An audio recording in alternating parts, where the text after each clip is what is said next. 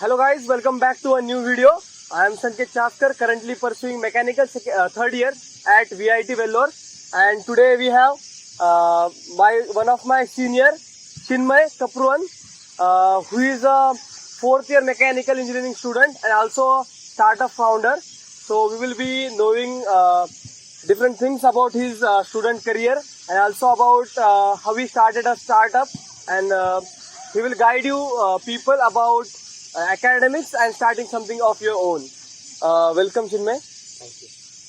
So Chinmay, now you have completed your BTech in VIT Vellore. So how was your academic journey so far? So can you tell us something about your academic journey? Firstly, thank you for having me here. And it's been a hell of a ride altogether.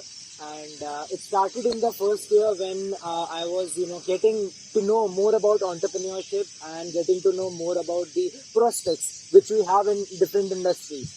And especially this COVID time which came during my college life, that played an instrumental role for especially putting me into this venture. So it's been again a ride which has taught me different things. It has taught me team build up. It has taught me whatsoever soft skills which we need in daily life. So it's been like that kind of a ride. And in the first year, I wasn't even aware that how the businesses are and how these things run so sustainably.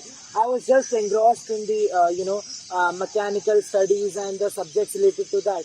Once I got to know, I slowly got to knack of that, and going through a lot of videos online and seeing other people solving problems, and especially my few faculties who had been instrumental in doing this had benefited me definitely. And since we all know that we have a J component project thing in our college as well, so yes, that definitely gave me again an insight that how I can convert it into a sustainable venture. So as of now, we can see people running behind different placements, super dream offer, dream offers. So was it a factor in you, like in the starting stage, were you behind this placements and stuff, or directly you switched to startup? Like from the beginning, you thought about startup? Being very frank, that since beginning I always wanted to have a startup. It was like something which I yearned for. And why is it so? Because yes, definitely, it's important to be financially independent for any student, for any kid. But there is a difference. How you can manage your finances. Along with that, you can fund your passion. So I just want to strike a balance so that I can get this thing running and get Swasthavrita gets a chunk of revenue rolling in continuously, as well as I manage my personal finances by either helping some other entrepreneur in managing his company, as well as running this constantly sidewise. So that's how I wanted to strike a balance, and I'm doing so. So as you mentioned about your startup, Swasthavrita, so can you tell our audience something about your startup, what the startup is about? Yes, so basically Swasthavrita is an ecosystem of health. And what it means is that it has three aspects. One is promotive, one is curative, and one is preventive. So at any point, you are at a disease stage, you are at an illness stage, or else you have just begin to develop some symptoms of the problem. At any stage you are, we have got you covered in that. And the reason is that our product segment as well as our telemedicine segment focuses on all the three aspects simultaneously. Like any patient who comes in as a customer for us, he gets firstly diagnosed with his prakriti, like what with cough, how much percentage he has in that. So as per the Ayurvedic analysis, he is then directed to a Ayurvedic specialist. So the time reduction in getting there and getting his thing cured as fast as possible in the cheapest manner is what we have aimed for. Along with that, we have these products like my Cloud9 brand and Yogon brand. So that's as simple as getting a trend of Ayurveda into your daily life. We want to instill that. And what I've seen is that in these days, basically people are tired of having these churnas and all these stuff, Ayurvedic stuff, and they just don't relate to them so well, and especially the new generation. It's just like they want to move away from that. the best substitute we got is this thing. How we blend our essential oils as well as the other herbs and give them the tasty format of the food as well as the roll-on based products. So it's a great initiative to teach our newer generations about the ancient art of Ayurveda. Coming on to the next question, as we have mentioned earlier, you are from a mechanical background, you are from an engineering background. Like, what was the motivation behind going from some tech background to something of a medical field or something to our ancient culture, ancient sciences such as Ayurveda? So, a very good question, Sanketh. So, basically, it is a whole lot of journey again. My co-founder, he is not present with us today here, but he is actually a graduate from Ayurvedic College, BAMS student. His name is Jinendra Dutt Sharma. So, what is the whole story behind is that during the COVID time, it's very sad that in 2020 he had, lost his father during that time due to diabetes as well as some major complications. And personally, I have seen my grandmother, my paternal grandmother, suffer from cardiac disorders and more during the COVID. We all know there was no some complete definitive solution to this problem. Now at this point of time, he met me during this business conference, and I being from a mechanical background, as you said, had this production knowledge already, the supply chain management and these all sorts of data. What took me here is that he gave me such a heart-wrenching information about his family, and I was also of the same belief. At that point of time, I told him that Jinendra, let's get this thing into market, and somehow if we can build one-stop solution and get Ayurveda revived. As simple as that, get Ayurveda revived. So that's what basically initiated this. Our mindsets matched, and me, a mechanical student, got together with this doctor and have brought the things to this phase that we are into market right now. So, as of you said, you do the manufacturing part. So, like, you get everything from raw material to a finished good, what we get in the market, right? So, basically, yes, our raw materials are very strictly quality checked, assured first. Then they are supplied to our contract manufacturer. That manufacturer basically operates the plant only for Ayurvedic medication and drugs. So what happens is that there's a total supply chain in that. How the raw materials are sourced from the forest areas, then till how we ship it end to end to our customer, the last mile delivery basically. So that's whole which I personally as a managing director take care of in Swasthavrita. So yes, definitely Cloud9 has taken up shape slowly. I've tried to mitigate whatever small bottlenecks were there in the supply chain through basically using AI and ML. So as simple as that. And yes, our partner softwares also have been true support to us. So that's how basically we have developed this ecosystem of delivering the products as well as getting the patient consulted with the right Ayurvedic doctor at the right time. So it's great that you are doing a lot of things and you are taking care of your customers. So what I would like to ask is, so we have a lot of people around, we have a lot of students around, juniors. So what kind of advice would you like to give them who are trying to be a startup founder or who want to start something of their own? So Saket, that's definitely something I wanted to touch upon. And the reason is that most of the people today just want to be entrepreneurs. Yeah. Entrepreneurs is basically just simple. They just get the feel of entrepreneurship and they just see everything is just going business, and it's like unicorns are getting developed in every week. So due to just that news and that stuff, publicity, they go into this. That's not at all the way one should do. And the reason is very simple. When you are an entrepreneur, you have to be a problem solver, not a person who is just doing it for the sake of being his own boss. Yeah.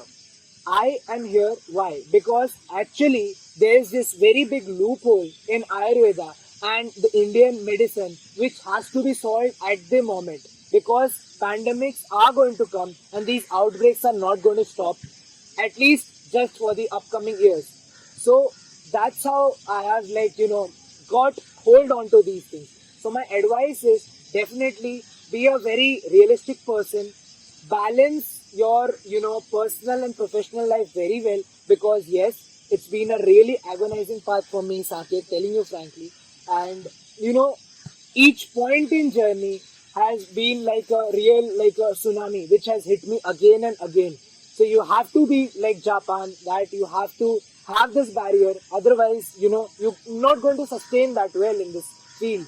So yeah, that's more of my advice. And definitely there are going to be peer pressures. There are going to be like parental pressures. Each moment, each second, people are going to be, talking about you. But from getting to that point, to be the talk of the town, being an entrepreneur is a whole lot of journey which you have to learn constantly. You just can't stop learning. And the thing is that you just, like, cannot feel that way, that you are saturated. Yeah.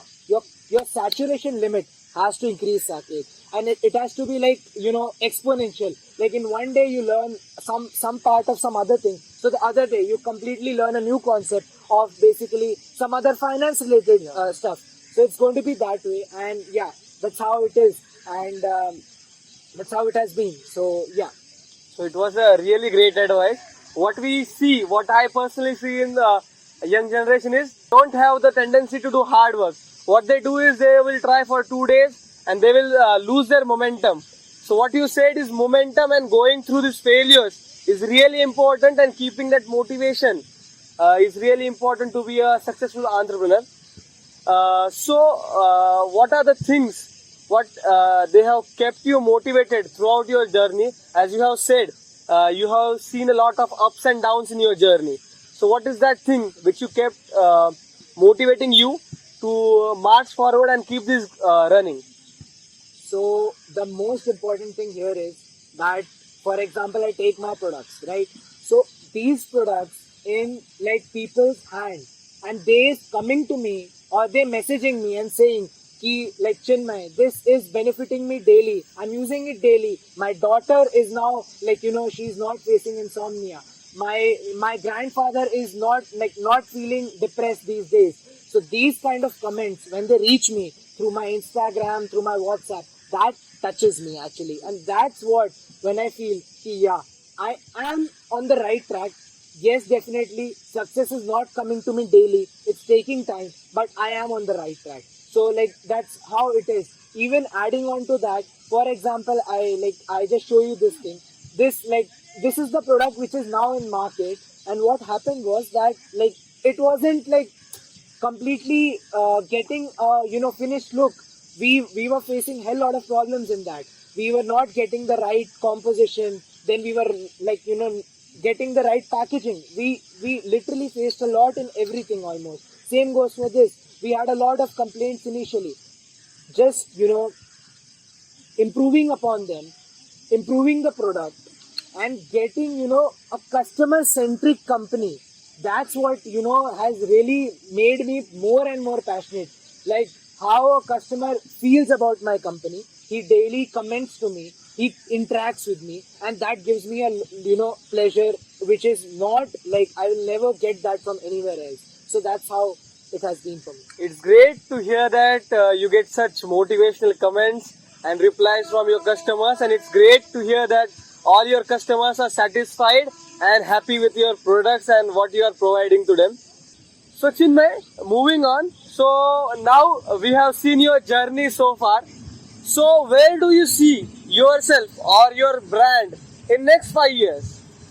So yes, Saket, definitely I want to get Cloud9 a household brand name. At least in the tier 1 cities of India, I want my brand to be placed in 25 to 30 stores in each city. And the thing is, the brand building aspect, like there are so many brands which are like built because like they are like luxury based, or like they just have the mouth to mouth marketing thing. I just want to keep it separate. I want to keep it that genuinely people talk, and it gets the talk of the town because they benefit from that.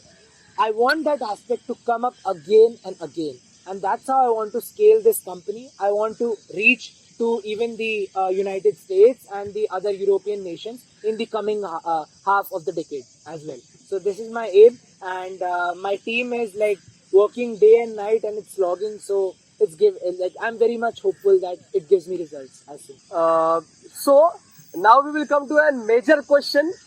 As he is a student, so most of the students or parents are concerned about if a student goes from academics to doing something of his own, may it be freelancing, may it be hobbies or a professional life. So I would like to ask you, Chinmay, like you are an entrepreneur, you are a managing director of a company, you are starting up different startups. So how do you manage your career as a student and a professional career? Like how do you keep a balance of both the things? So that's again a very important touch point, Saket. And I think all should be, very well aware and should be getting to know about this before they even step into the college. And the reason is very simple. See, you have to do something which leaves a mark. Unless and until you don't leave a mark in this world, no one's going to remember you. You're not going to be, something out of the strata or out of the box. So at this point of time, what I feel is that yes, definitely, you should be focusing. And I would like to quote here what Jack Ma says, that it's not necessary that any child, comes first in the class, tops the university, or, so far. But he should at least do something apart from that, which is exactly his skill. His skin in the game should be there. Even if he is middle of the class and somehow just barely manages. I also, frankly speaking, somehow barely managed to pass the exams. But yeah, I know that I have been learning some skills which will totally set me apart from the crowd. And that's where, it gives me the pump up. It's okay, Chinmay. Let's keep on going. Let's keep on developing this form and let's scale this products and move forward. Not stopping and repenting on some less marks which I got or some demotivation I received from anyone. My parents have really been telling me that why are you doing this? What's the whole point of doing this? You're not going to gain anything. But telling you frankly, these things shouldn't stop you. If they stop you, you're not an entrepreneur. If you're an entrepreneur, you have to literally flow against the tide and then pave your own path, not go on a paved path. So Chinmay, it was really great talking to you, and I guarantee that all the audience seeing this will be really motivated, and we will be seeing more of entrepreneurs, more of enthusiast people coming into startups and getting most out of themselves. So this was all the things which we wanted to talk with Chinmay. Thank you so much for joining in, and I have tried his products. If you want, you can also check his website. I will link it in the description. Thank you, Chinmay, for giving us this time. Thank you. Thank you so much, Saket. It was really a pleasure to be on your talk show. And all the best to everyone who wants to be a real entrepreneur and solve problems out in the world. Bye-bye.